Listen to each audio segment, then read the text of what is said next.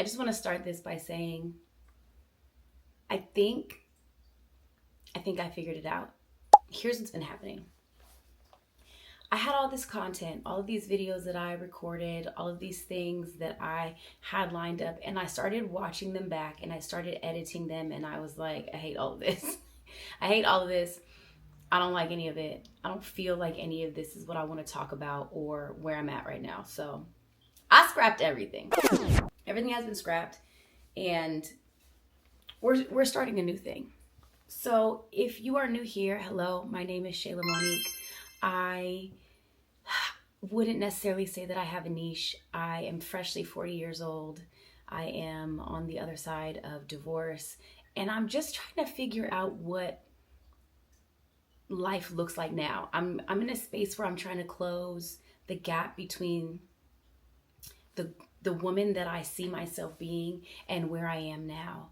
And in the middle of that, I'm letting God fill in the space, and I'm trying my very best to not help him. But y'all know sometimes we really think that he needs assistance. He doesn't. But we be acting like we don't know that. So what I wanted to talk about today is this healing process.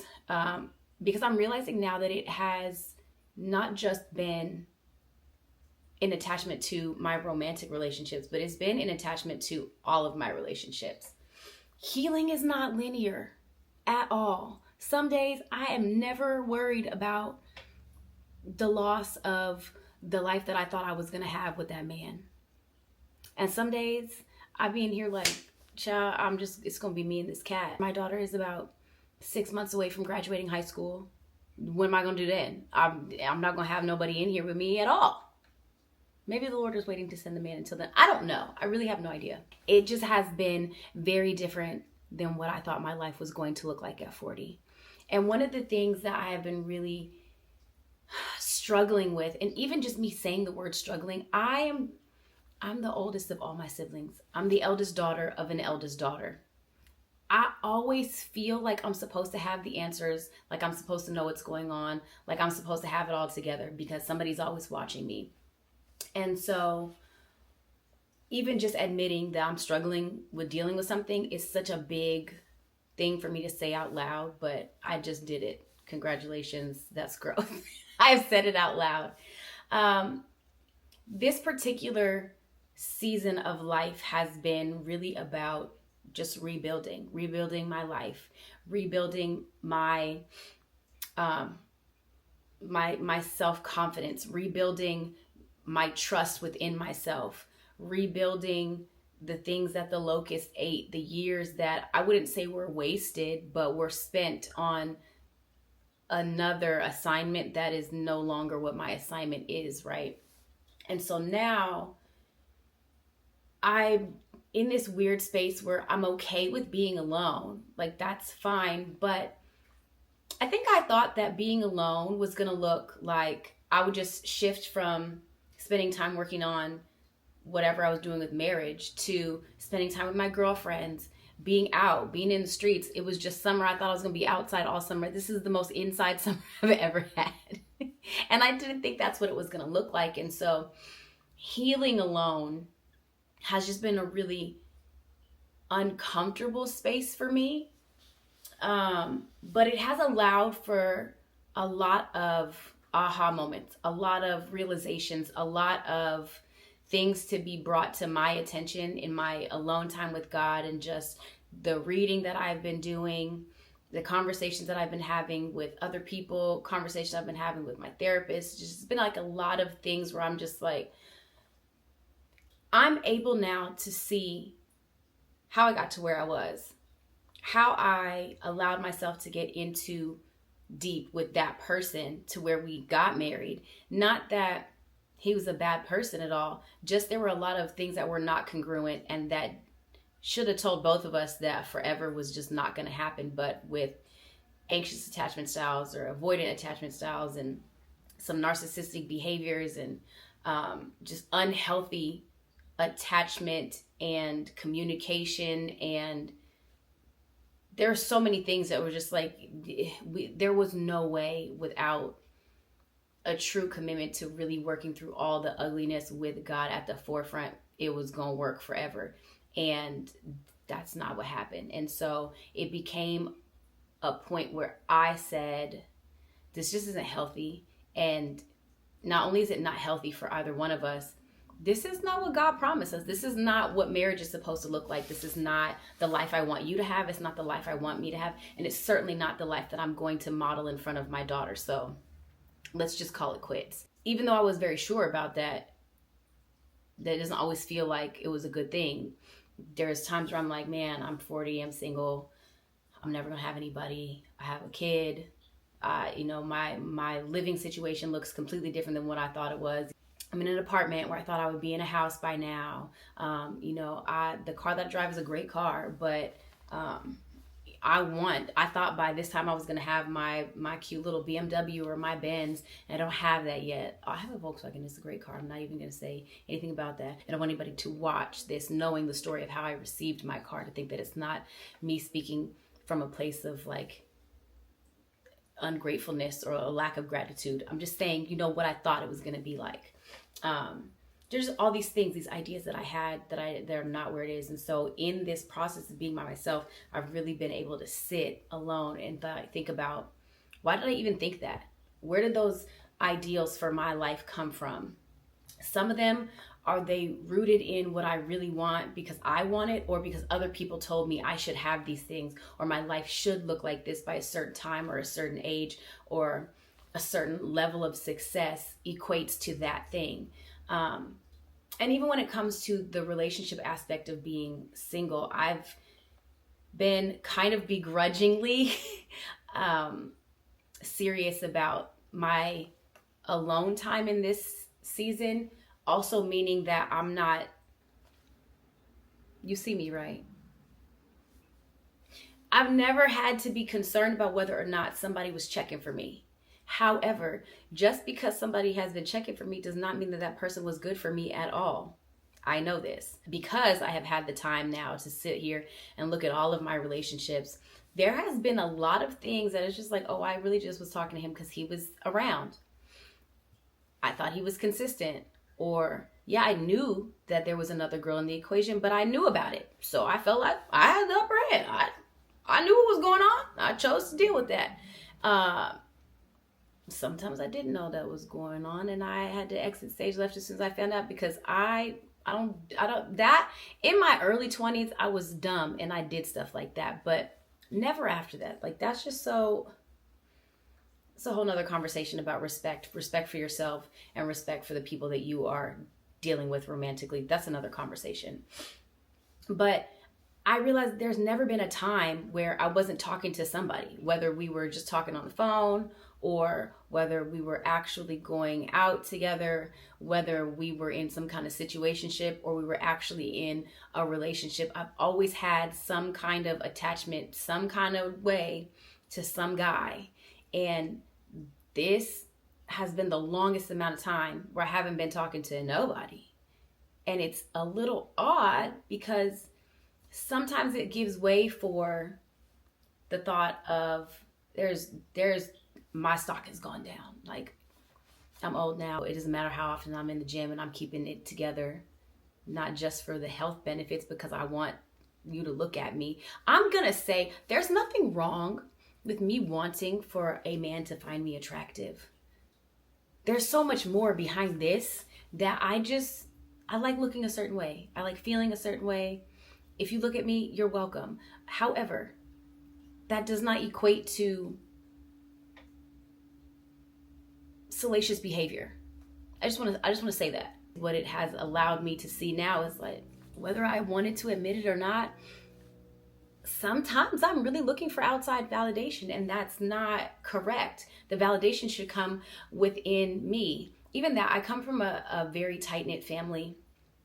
We talk about all kinds of things. There has been so many instances where I'm calling my mom or my aunt or my sisters or my friends, and I'm asking them about something I think and what they think. Like, I'm going to the council for so many decisions, and it's like, now I'm knowing what I want, what I like, what I don't like, what works for me, what doesn't work for me. And I'm finding myself not consulting everybody else to make sure that it's okay for everybody else more and more often. And I know that that comes from the fact that, like I said, I'm the eldest daughter. So from the time that I was like 13 years old, I have had someone younger than me looking at what I'm doing and having to be an example. So I've always been checking, does what I do really affect everybody? And if it does, then I can't move this way or I can't move that way without somebody having some kind of commentary. I also have, my mom has been married twice, so I have three dads. She never married my biological father. I have three dads. My mom, my aunt, and uncle are very close also, and so I regard them as parents. When my mom's parents were alive, my grandparents were, involved in everything. So I've always been like the community's baby. I've been the village's baby, and so all of the things that I did were put through like the assembly line of everybody putting in their 2 cents, and then this is the product of it. And so what I've realized is that really has made me feel like everything has to go through everybody else. It's got to clear from all checkpoints before I can say yay or nay. And so this year I've been the most intentional about doing the things that God is telling me to do and nobody else has had nothing to say about. And sometimes it's gone well, and sometimes it hasn't. But it is where we at. And even with that, like, outside of the fact that I was looking for everyone else to be involved in the decisions that I made for my life, I became a parent at 22. And so for the last almost 18 years, my entire life has been wrapped up in me and my daughter and how things are not just going to affect me, but they're going to affect her. And I have to move knowing I have a +1 for everything that's going on. And so some of the things that I knew that I enjoyed, I stopped doing because it wasn't convenient as a parent. And then even more so, there were things that I stopped doing because it wasn't convenient as someone who was in a romantic relationship. And then even more things that was like, this doesn't make sense for my husband or as a married woman, for whoever decided it didn't. And so I'm now in a space where I'm looking at like, what do I actually like? What do I actually want to do with my time? What do I actually want to do with my money? What do I actually want to do with the rest of my life? And not just me looking at it, but me really asking God, like, I'm pretty sure that I know what my purpose is. But what my purpose is not tied to an activity. So how do I show up as that in these different ways? And how does that align or attach to the things that I like to do? And so over years of not doing something, it's very easy to start telling yourself, I don't like doing that anymore, or that's not me anymore, or yeah, that time has passed, or whatever. And I realized that a lot of the things that I stopped doing and me telling myself like that ship has sailed, I don't like that anymore, I'm too old for that, I don't want to, whatever. Some of it I have outgrown for sure. Some of it is from a place of I don't want to not be good at it anymore. And so I'm just not even willing to try. Or it's something that I would want to do with my friends, but I've asked and they didn't follow through with me saying like, hey, I want to go do ... If you're going to do it, hit me up so I can go with you. And then you don't get the call and you see that they're out doing that thing. And you're like, okay, well, maybe certain places where I used to be very comfortable, because I haven't been in those spaces for a while, it's not comfortable anymore. Now it's feels like I'm an outsider trying to go back into a place. It's like going back to your old high school or something like that. You don't really feel like you belong there. It's different people, time has passed, all those things. Or going back to a job you used to have, or your old neighborhood, whatever it may be. It's just not the same. And when I think about how I've chosen to do things differently, even something as simple as changing my hair color. I think my hair has been red since the summer of 2023. So we're 2 years into this now, and it's just getting redder and redder. And when I started doing it, I had a quiet conversation with myself about what I wanted to do. I love my hair red. Part of that is rooted in the fact that my grandmother was a natural redhead, and growing up, my aunt had like a red tint to her. I've always just thought it was beautiful. I've always just thought red is a very like powerful, commanding color. And I personally just like the way that it looks on me. And so after I felt like my life just kind of burnt up and everything just went up into flames, someone also reminded me about the phoenix and, rising from the ashes. And if you've ever seen X-Men, Phoenix has red hair. And so I was like, oh my gosh, this is like my Phoenix phase. And so I had like made a Pinterest board of just all these things that were my Phoenix phase related. And I just kind of tucked it away. I just kept kind of adding things to it, but I never acted on those things. There's clothes in there. There's home decor in there. There's hairstyles in there. There's nail designs in there. There's all kinds of stuff in there. And I just kind of put it there and like didn't do anything with it because I felt a little bit like, even though I know I'm entering into a different phase, people know me as ... And if I'm not showing up in that space, how am I going to be received? Or am I going to be received at all? Is it going to matter? Is it not going to matter? Are people going to still say, oh, you're still the same, even though I'm trying to be purposeful about a change in the way that I show up as who I am now? And then I just kind of thought, why do I care?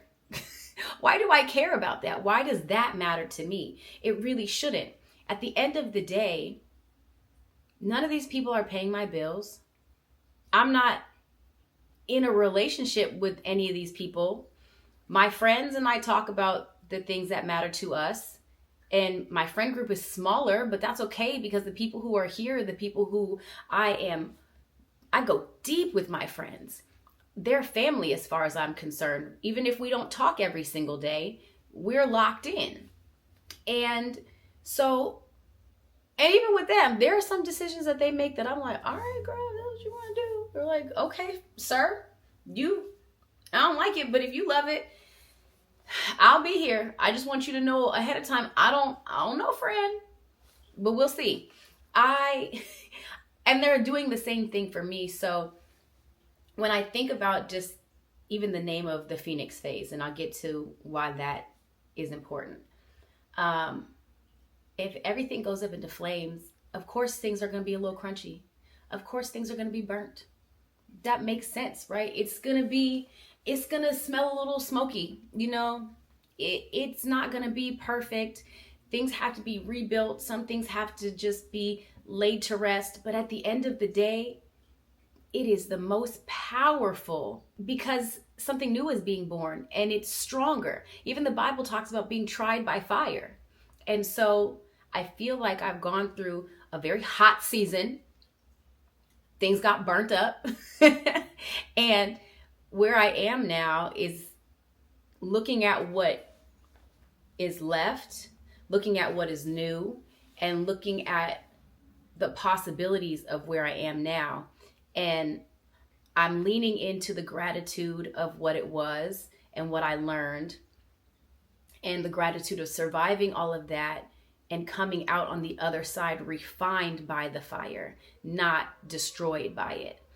And so as I continue with whatever my Phoenix phase is going to look like, I'm going to have this be the first episode of a series of videos entitled Phoenix Phase, where I'm going to just bring you along with some of the lessons that I've learned, some of the things that I'm doing that I am in the process of learning, even if they're uncomfortable, and all of those things as my Phoenix phase continues and blossoms, blooms,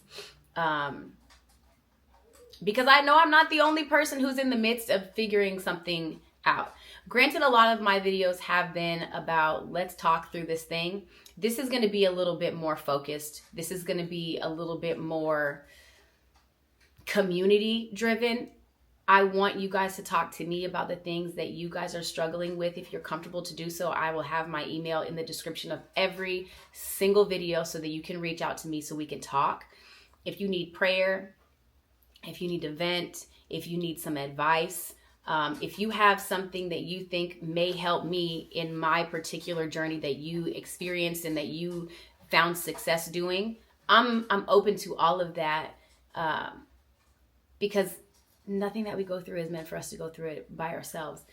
Uh, and I'm going to continue to learn. I read Atomic Habits at the beginning of the year. That book was really helpful. I read God Chose Me this year. That also was really helpful. And I keep putting it off. I don't know why. I need to just order the book. But I'm going to read The Body Keeps Score. That's my next thing. One of the things that I realized is that I've been in fight or flight mode for a long time. Like, the survival mode of my life has been going on for over a decade. And one of the things that was very telling for me was that once I no longer was cohabitating with my ex-husband and I moved into my own place and I was able to start exercising again. I had been exercising before, but I wasn't seeing any differences really, and I was getting really frustrated because my diet is not terrible. So I was like, it doesn't make sense for me to be doing this, but I'm not seeing any results. Once my stress level was lowered and my cortisol level started to drop, once I got to a place where I was able to I started to lose weight. And I was like, oh, interesting. I couldn't do that for years. I don't even know how the weight got there. Honestly, I've always been very petite, but I gained like 40 pounds in 3 years, which some of that, of course, I'm over 35, so metabolism changes and hormone changes and all of that, but I just didn't feel good in my body a lot of the time, and I started to not feel as fatigued, as inflamed, just all the things, and I was like, oh, you're starting to feel safe, and your body is relaxing. You just haven't felt this in a long time. And so I'm just saying that as a segue into whatever the next video is going to be, because I don't know, maybe we'll start talking about me and my journey to being, I work out 3 to 4 days a week. I'm prioritizing being in the gym, not specifically for the fact that I want my body to look a certain way. That's a great byproduct, but it is helping me with being calm. It is helping me with my stress levels. I ain't wanted to knock nobody out. That's a win for me. I haven't wanted to smack nobody. They're welcome. It's just been helping with the discipline also of making sure that I'm doing that. And I'm finding other places to insert exercise into my life because I've always been very active. I grew up as a dancer. I started dancing when I was 3 years old, classically trained. And so a lot of my life was in a dance studio, rehearsals, performances, competitions, all the things. And so once I started to not take class anymore, once I started to not be auditioning, once that part of my life just kind of dwindled away, I noticed that there were other creative things that I was just like, oh, it's not for me anymore. And it was like one by one by one. And the things that I really love doing, I started to not do. And part of it was because people that I were around at that time, that was their thing. I didn't want to step on any toes, so I stopped doing it. And I started supporting their endeavors to do this thing, which I'm cool with that. Like, I'm cool with being an encouragement to other people, helping and supporting other people. But what it should not be is at the expense of me doing it for myself. And I didn't have that balance. And so I just totally put myself not just on the back burner, baby. I turned that fire off. Like, I put it back in, not even in the shelf. Like, I put it back in the box, like way in the back. I halfway returned it to the sender. And it should never have been that way. And so as I continue to reawaken certain things and find new avenues for me to really walk in my authority and in my purpose, I'm just going to invite you along the journey with me, because I think I would like to have some company. So as I continue to find community in my day-to-day life in a new way, I'm opening the door for online community as well. So that's all I have for you in this particular video. Thank you for listening. If you found this to be helpful to you at all, just drop a little pink sparkly heart in the comments so that I know that you enjoyed it. If you have a friend or someone you know who might enjoy this type of content, please send it to them. And of course, as always, subscribe so that you don't miss the next video. Put on your notification bell if you feel so led to do so. And I will see you in my next video. Thanks for listening. I'll see you soon.